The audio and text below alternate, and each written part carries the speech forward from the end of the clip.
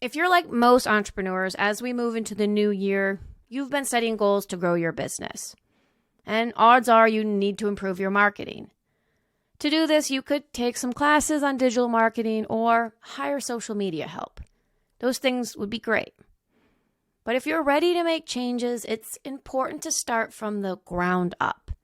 You need to ask yourself, am I marketing to the right people?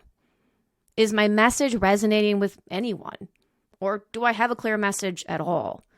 It doesn't matter how much marketing you put out in the world. If it's not speaking to anyone, it's not going to lead to sales. If you're ready to reflect on the core of your marketing, then This is Marketing by Seth Godin is a great place to start. Let's talk about 5 essential strategies to revamp your marketing in 2023 from Seth Godin's This is Marketing. Tip number 1, market with empathy. As a marketer, it's essential to realize that you aren't marketing to yourself. Your job isn't to create marketing that you like, but rather marketing that will speak to potential customers. You need to understand your customers' hopes and dreams. How do they see themselves in the world today and in the future? What are their priorities? What problems do they face? Listen to their frustrations and aspirations, and then design marketing that will help them see how your product or service can create the change they seek in their lives. Tip number 2, have a small target market. It is impossible to deeply understand and appeal to everyone. To truly market with empathy, you need to have a small target market. The more specific the group of people you serve, the more precisely you can address their needs. They will become your cheerleaders and loyal customers. They will be passionate about your business because you will be speaking directly to them. While traditional marketing education suggests that you focus on things like age or race to set your target market, Godin suggests that you focus less on demographics and more on psychographics. What someone looks like matters less than what they want from their life and how they see themselves in the world. Tip number 3, key in on customers' worldview. When narrowing down your target market and designing content that will appeal to them, it's important to consider potential customers' worldview. People naturally gravitate toward the view of their group or tribe to help them easily make decisions.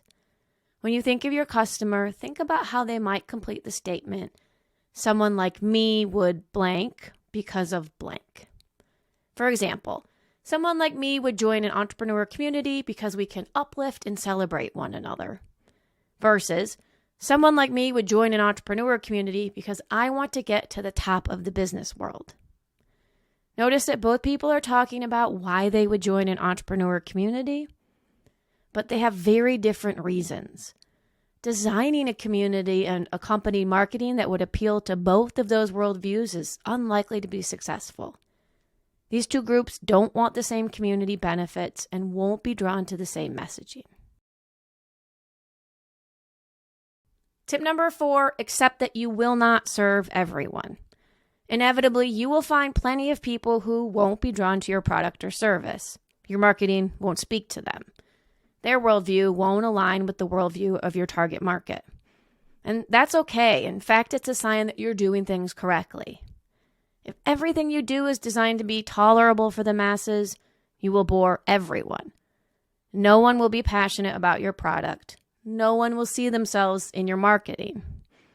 Of course, you need to make sure there are enough people who do care about your messaging and product to create a sustainable business. But don't be discouraged when you meet people who just aren't the right fit. Truthfully, most people won't be the right fit for your business. You just need to find that special group of people who are, take very good care of them, and make them raving fans. Tip number 5, focus your messaging on outcomes. Perhaps you've heard this before. People don't want to buy a 1/4-inch drill. They want a 1/4-inch hole. This is a quote from Theodore Levitt of Harvard. The idea here is that people are interested in the outcome of using your product or service, not the product or service itself.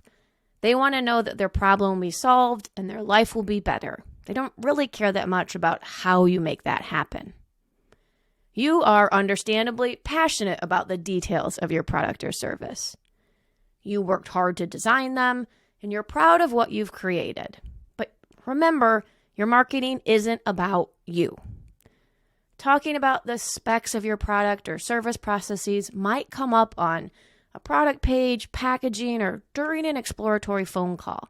But don't lead with these things. No one is passionate about the minutia of your business except for you. My small business book review for This is Marketing by Seth Godin. I had a really hard time figuring out how to review this book. On the one hand, it helped me come up with some great ideas for my business, and the core messages are really essential for any small business owner. On the other hand, reading it was very tedious, as it's clearly an assemblage of blog posts grouped together loosely on some themes, and those sometimes flowed well and sometimes did not. At times it felt very repetitive, as sections had essentially the same content. Other times I was genuinely confused on how we jumped from one topic to another.